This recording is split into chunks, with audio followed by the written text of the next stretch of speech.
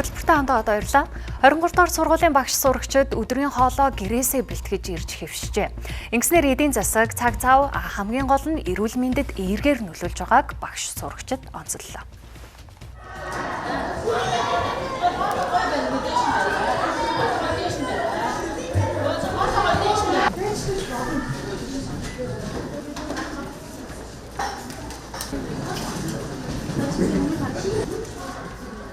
Дугаар сургуулийн завсарлагын үеэр ангийн нийт хүүхдийн 10% нь гэрээсээ өдрийн хоолоо бэлтгэж ирсэн байлаа. Сурагчид пиршгиндээ яарч очирлох бол гэрээсээ хоол бэлтгэж ирсэн сурагчид цайны газрын пэйжэнд хоолоо халаан 50 хооллож амжиж байлаа. Хоолыг чи хэн бэлжээ? Чи өөрөө бэлтгэх үү ээж? Бид хоёр хамтдаа заримдаа бэлдэнэ. Би өөрөө ихэнхдээ бэлддэг. Цагаар бэлддэг.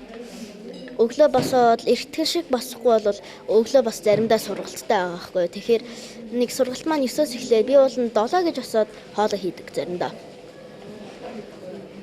Өнөөдөр чи ямар хоол хийсэн? Би өнөөдөр бургерний мах тэгээ нэг байцаа авчихсан. Байцаа нь бол над миний эрүүл мэндэд, бургер нь бол зүгээр л арай гоё амттай юм идэхин тулд би энэ хийсэн. Жохон байцаа, эрүүл хоол хүнс, жохон мах авчраарай. Энэ ногоонууд нь чиний эрүүл мэнд, бие мэнд ч сайн хэрэг болно. Заримдаа хичээлээ хийснийхаа дараа хоол хийх явдаг.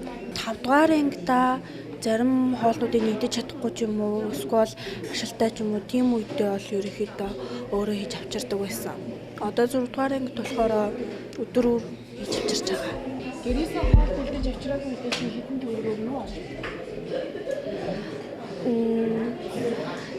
10-аас 20 мянган төгрөгөд бургер, эсвэл сэндвич авч иддэг.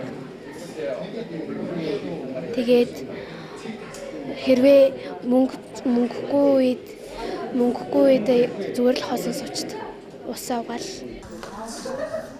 За ингэж гэрээсээ хоол бэлтгэж ирснээр сурагчид өдөрт зарцуулдаг 5-аас 10 мянган төгрөг, за 5 өдрийн 30-аас 50 мянган төгрөг хэмнэж хамгийн гол нь эрүүл хооллож чаддаг байна.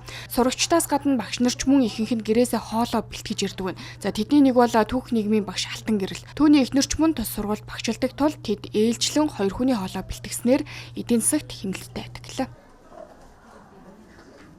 Ер нь хоолыг ер нь ээлжлээл энэ одоо зарим нэг өдөр ингээд хичээл арай ихтэй өдөр байна. Миний хувьд зарим үед л хичээл арай багтай өдөр. Тэгээд арай нэг ядраагүй байгаа, ирч хүчтэй байгаа тэр хүн л одоо хоол ингээд тэг бэлтэж ирдэг.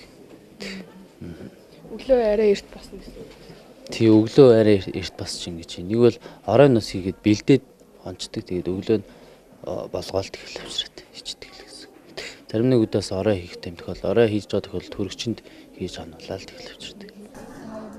Сургуулийн зүгээс багш сурагчдын эрүүл зөв хооллохыг дэмжиж багш нарын өрөө олон сургуулийн цайны газарт богино долгионы зуух байрлуулж өгсөн байна. За ингээд багш сурагчид нэгэндээ эргээр нөлөөлж гэрийн эрүүл хоол идэх байдал жилийн өрх бүр нэмэгдэж байгаа гэлээ.